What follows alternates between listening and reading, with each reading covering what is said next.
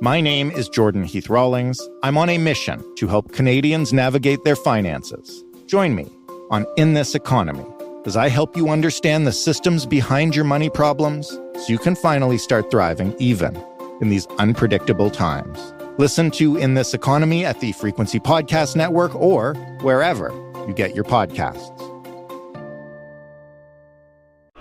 Find your frequency. You're listening to a Frequency Podcast Network production. A small problem left unsolved becomes a big one, and a big problem left unaddressed becomes a crisis. And that, over years, is how Canada's prairies went from seeing a soft market for wild boar meat to a few escaped animals, then unwanted animals simply set free, and eventually arrived at this. An invasive pest is making its way through Alberta, and if it isn't brought under control, it could soon be laying waste in parts of Edmonton. Wild pigs are spreading across Canada at a rapid pace, destroying crops and costing the agricultural industry an estimated $1 billion. They are the worst invasive large mammal on the planet. So you say, what could be worse? I don't even know what to tell you. These huge, very destructive feral pigs that have been bred in Canada, running wild there for decades, and now for the first time being spotted in the United States. This is a problem, to say the least, a crisis if you listen to the experts. It's been for a long time a prairie problem, but now wild pigs have spread as far as Ontario and BC, and they're crossing the border and have American authorities on alert. They are known to many as super pigs, as they combine the assets of different animals that make them uniquely suited to wreak havoc on the ecosystem, to breed at an alarming rate, and to spread across vast areas of land. For years now, researchers have been crying for action from governments, and now they say this problem is very near to spiraling completely beyond control. So where did these super pigs come from? Why are they so destructive? What can be done about them? And why have we been waiting to do it?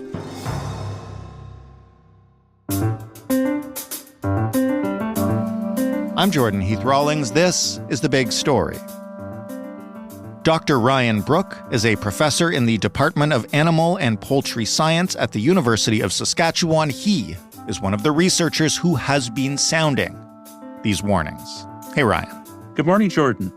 I realize I'm beginning with what kind of sounds like an origin story from the comic books, but what exactly is a super pig and how did they come to be?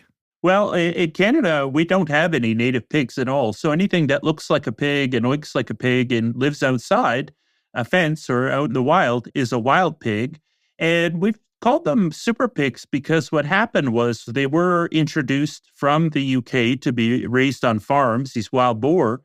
But the experts said, well, if you want a really good production, you want a bigger animal with a turbocharged reproductive rate, crossbreed those wild boar with domestic pigs. And so these hybrids ended up, what was good for production was having a wild boar that was, furry, long legs, long drawn out nose, and a big thick coat of fur in the wild boar. But we added all of the benefits that come from a domestic pig. Domestic pigs actually have an extra set of ribs, and so they're longer, and they can be much larger. On our farm, when I grew up, we had sows that weighed about 800 pounds. Wow. And I remember giving birth to one group that was 23 babies at once. And so this huge reproductive rate. So it really supercharged these pigs and took the benefits of both of those two different kinds and made what was good for production, but unfortunately made them exceptionally good at being an invasive species and living in the wild. And so they were sort of pre-packaged, ready to go to do well in the cold Canadian winters,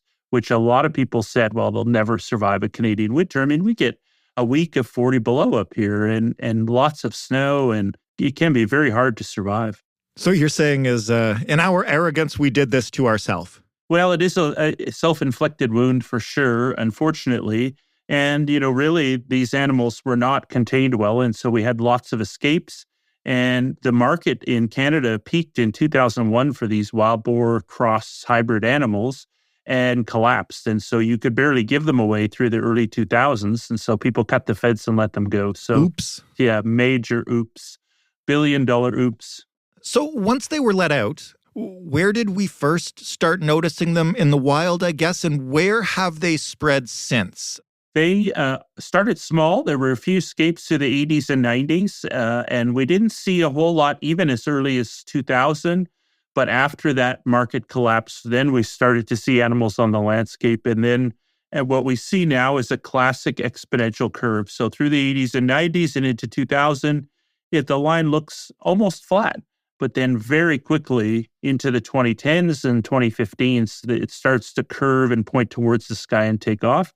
So we've seen massive exponential increase in the last 5 years, and 2023 is a huge record year. We're blowing up all of our current counts out of the water, huge numbers showing up, and they've spread mostly through the Canadian prairie provinces of Alberta, Saskatchewan, and Manitoba, but we're seeing them occurrences all the way up in the Northwest Territories in the Yukon, British Columbia, Ontario, Quebec, and a handful of them on the East Coast. So it is a Canada-wide concern, with the overwhelming majority on the Western Canadian prairies.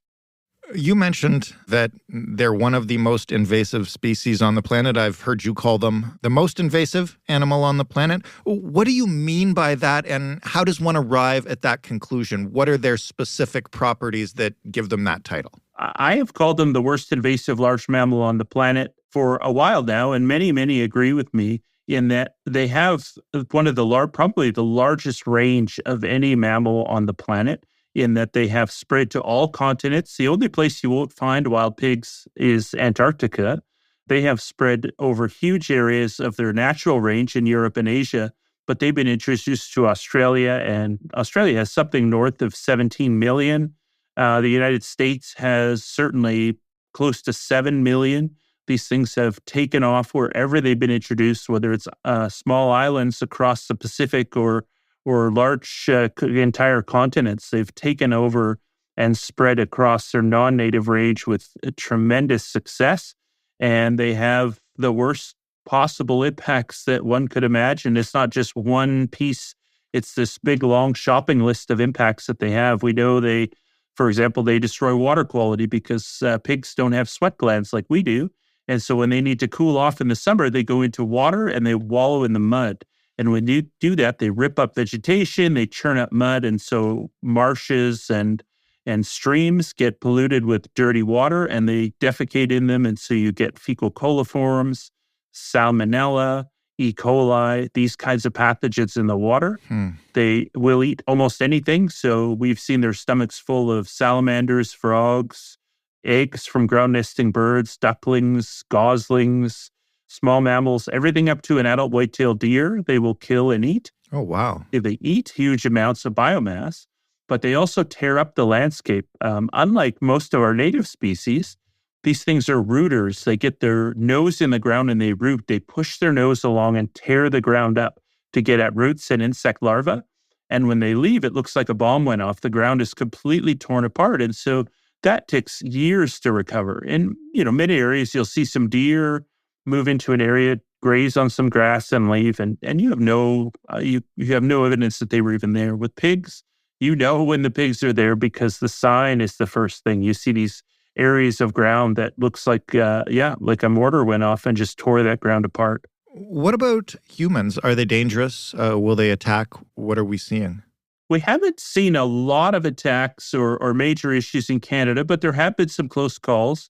There was a woman in Dallas, Texas, a few years ago that was standing out front of her house in an urban area, and a group of pigs did take her down and kill her. Wow. They can be dangerous. They're very large. The biggest animal we've handled was 638 pounds.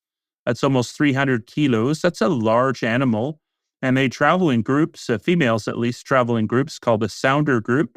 And, I've seen a sounder that weighed a little bit more than an F-150 pickup truck. And so these things are big. They travel in big groups. They can be aggressive, and they have very large razor-sharp tusks that are, when you capture these things and you're holding them, you see the two teeth back and forth against each other.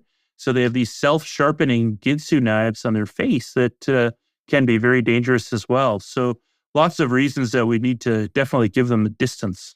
As we've seen their populations spike and as they've spread across so much ground, how have we attempted to control those populations? And I guess what hasn't worked, since clearly not much has? Well, around the planet, there's been a lot of work trying to reduce or eliminate them in many areas, including all of the continental United States and Australia as two examples of pretty aggressive attempts. And there have been some mixed success. Certainly, the U.S. has demonstrated in 4 states that they have eliminated pigs.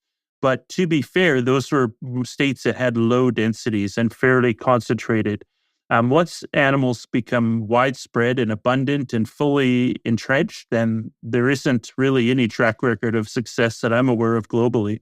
So the only solution is to find them early and get rid of them, not unlike a cancer treatment or not unlike a forest fire, right? That you have one chance and one chance only to get it right. And if you have to have a really good detection system so you can find it, which is a challenge in and of itself, and then you need a very aggressive control strategy that goes in with multiple methods to remove them. I was going to ask you about this because I know you're from a farming background. My family comes from a farming background as well. And I know that, locally in those areas, when you have an infestation of an unwanted animal, often the municipality will simply, put out bounties on it, right? And the local farmers will go to town when they see them on their land. And I gather that this isn't possible in this case? That's right, Jordan, exactly. That, again, those all sound like reasonable options, and they have worked in some cases with some species, although rarely. Bounties almost never really work. The problem, of course, is that, several problems. One is that when hunters go out, they're really hard to find them. These pigs are super smart.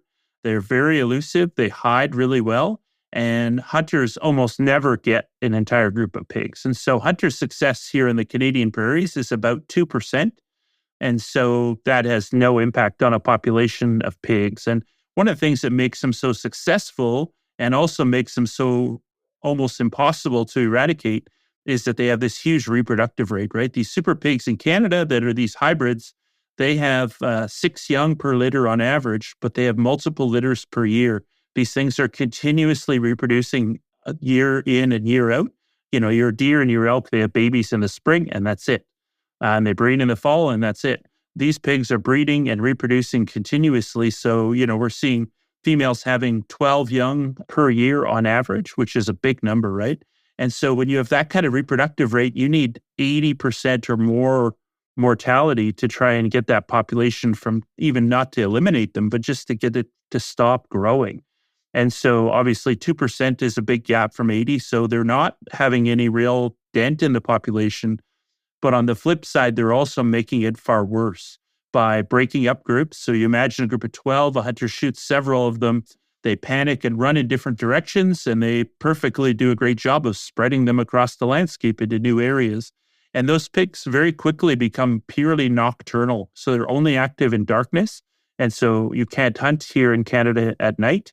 And even if you could, they'd be very, very difficult to find. And so they become highly elusive and nocturnal. And then any government control programs become at least 10 times harder to do anything because now the pigs are scattered, they're scared, they're nocturnal, and good luck finding them. And so hunting is really not only not part of the solution, it is one of the major factors that's pushed these things to now in Canada. We have them over more than 1 million square kilometers.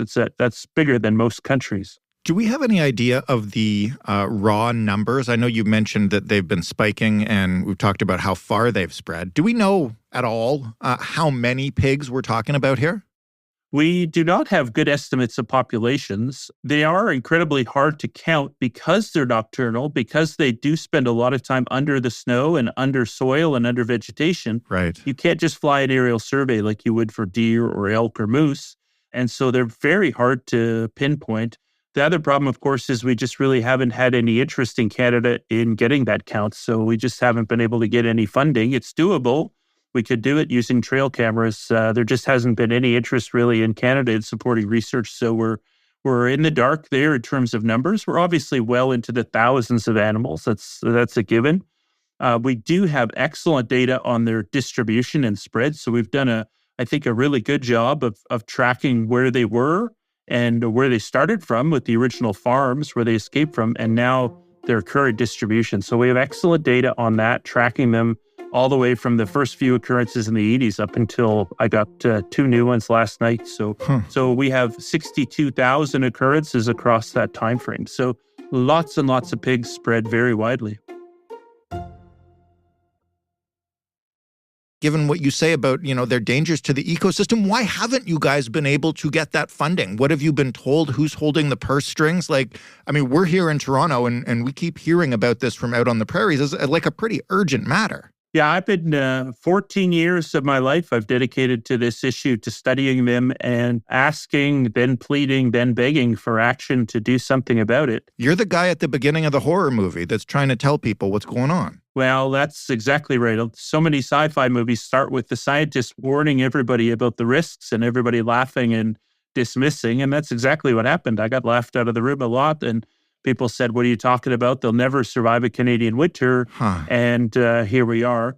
There has been certainly a change in the last 2 years of there being a bit more interest. But one of the things that I need to make T-shirts that say meetings do not eradicate wild pigs, because unfortunately, the big outcome largely from government is have lots and lots of meetings and talk about it. And I've sort of said, you know what, I'm not coming to a meeting anymore unless everybody shows up with at least 4 dead pigs in the back of their truck, because we can talk about this till the end of time, but we have to actually get serious and do something. And that urgency has just never really been there. And still, even in 2023, we're nudging dangerously close to 2024 already, and just not seeing that urgency. And also, there has been a push to start ground trapping to find and remove them. And that's great. And so at least 4 provinces are doing that. But if that's all you do is one technique with wild pigs, then there's not much you can do. And frankly, here on the prairies, we missed an opportunity to eradicate them a long time ago. Right. They are here for the next 100 years. That's certainly clear. We are still very much in a stage of denial. If you look at the different stages of grief, often the first one is denial, and we've been kind of stuck in that for a while. And there's still a lot of people out there saying we're going to eradicate these from Canada. And that's, at this point today, that's simply nonsense to even pretend that that's a reality. What could make this more urgent, especially with regards to government funding? And I ask this because one of the reasons we reached out to you is because the Associated Press in the United States is now covering the idea of Canadian super pigs invading the upper U.S., and there have possibly been some sightings of them. Would that be one of the things that would maybe make us take this seriously? And I'm not joking here when I say, if the super pigs become, an international incident. Well, that's certainly a concern that I've talked about for a while, and it is very real. I mean, we have pig occurrences within, less than a mile of the Canada-U.S. border, and some occurrences where we're quite confident where they've crossed that border. And so it isn't a hypothetical future scenario. This is a real today problem. So I think it is a very big concern for the U.S., especially in the context of this African swine fever disease crisis that's going on globally. And so I think that could potentially have some impact. But to be fair, we've had these discussions around this cross-boundary for a number of years now. And this is another major push, I think, by the U.S. to really emphasize that and to some point embarrass Canada into getting their act together. So I'd like to see that. I think that not a lot is going to happen in any real major way until we have a major crisis. What would that look like? Well, I hate to think of what the worst case scenarios could be, but it would be possibly disease related. Pigs can spread diseases to humans, to pets, wildlife, and livestock. And certainly, as I said, this African swine fever disease is a major crisis in Asia and Europe. I mean, there's literally, Germany has literally fenced its entire boundary with certain countries trying to keep their wild boar out to avoid African swine fever. Do we know if it's in Canada yet? It has not been found in Canada or the U.S., and there's been a lot of really good work by really good people to try and keep that out. It will not affect humans directly in that it's a pig disease only, But even a single case in our Canadian swine herd would be catastrophic. It would cost billions of dollars and would be at least comparable, probably worse than when we had, that one case of BSE or mad cow in Canada in 2003, and all of our borders slammed shut. We couldn't sell a hamburger outside of Canada, period, for quite a long time. So I think that's it. But what would that crisis look like? Some kind of disease issue, potentially someone being killed by a wild pig would certainly raise a crisis to a point there. And certainly any documented case. Right now, we don't have GPS satellite collars out.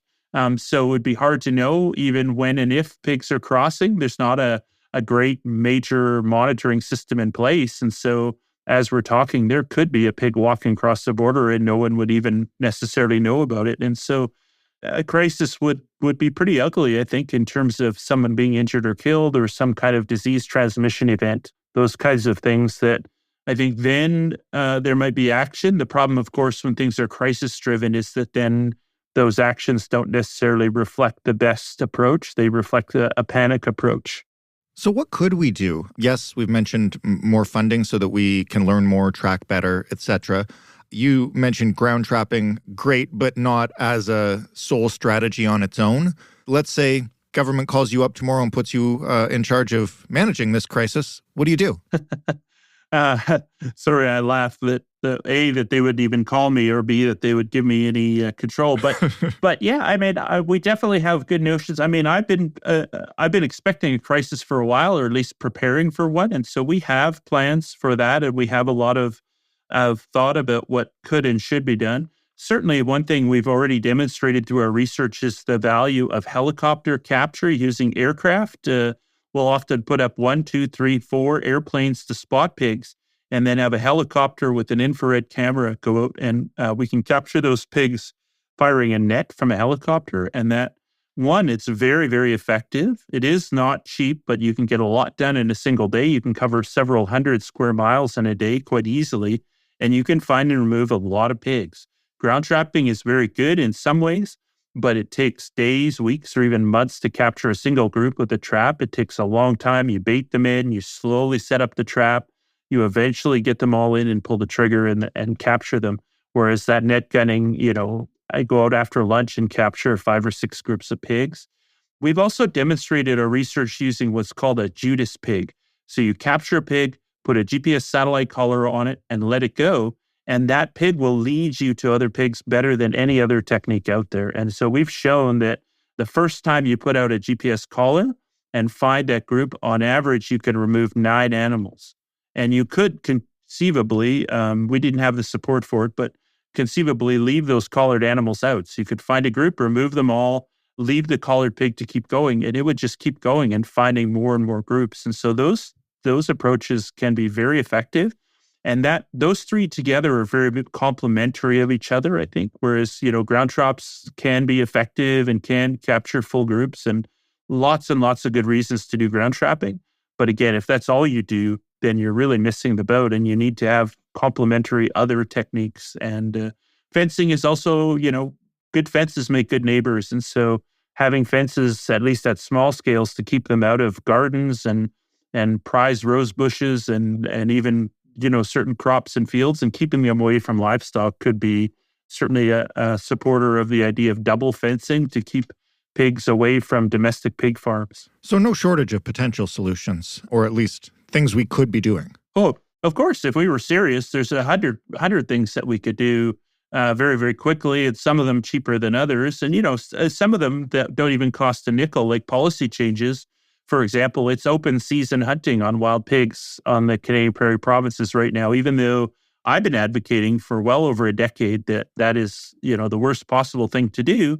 And in fact, the governments in those provinces are also telling people that sport hunting is not part of the solution. So they're agreeing now with me, but yet it's still open season. And so, I think if you want to come up with a scorecard or a report card of, who's being serious, then certainly have you banned sport hunting would be one of them. And, Montana is a good example of a state that we talked to them a number of times, 5 years ago, and I really warned them about this, and they got real serious real fast, and they said, no hunting in the state, of wild pigs, no raising of wild boar on farms, period. And you can't even drive one in a truck through the state. You can't transport them. So, you can get real serious with policy. And also just if you do have the farms, which we do still have across Canada, getting those under control, mandatory fencing, inspection. There's some ways that we could seal that because we still have leakage today on these farms. And you can go online. In Canada, we have something called Kijiji, which is sort of like your Craigslist. You can go on with cash and buy wild boar tomorrow, back your pickup truck and have a bred sow or a bunch of animals for, hundreds of dollars, and all of a sudden either raise them on your farm, how well you're containing them, or just dump them in the bush to create hunting opportunities. So we have some major gaps that some of them would be difficult, some of them would be extremely doable. Ryan, thank you so much for this. It's a fascinating discussion. I hope we don't only take action after a crisis. Great to talk to you, Jordan. Dr. Ryan Brook of the University of Saskatchewan. That was the big story. For more, including our previous episode on wild pigs in the prairies, which, again, saw it as a problem, but not as big of a problem as it is now. You can head to thebigstorypodcast.ca. You can, as always, get in touch with us if you have a comment, question, complaint, suggestion for an episode. We would love to hear from you. And remember, we are also the same team that makes In This Economy. So if you have a money problem or a money question and you'd like some help with it, not from us, but from experts, you can reach us in these same places. The same people get your emails. I read them all. We'd love to talk to you about it. If you want to get in touch with us for either reason, you can find us on Twitter at TheBigStoryFPN. The easiest way is through email. The address is hello@thebigstorypodcast.ca. And if you don't want to bother with any of that, you can just use your phone and call us and leave a voicemail. If you want us to get back in touch with you, though, you got to give us a way to do that. So don't forget that part of it. The phone number is 416-935-5935. Thanks for listening. I'm Jordan Heath Rawlings. We'll talk tomorrow.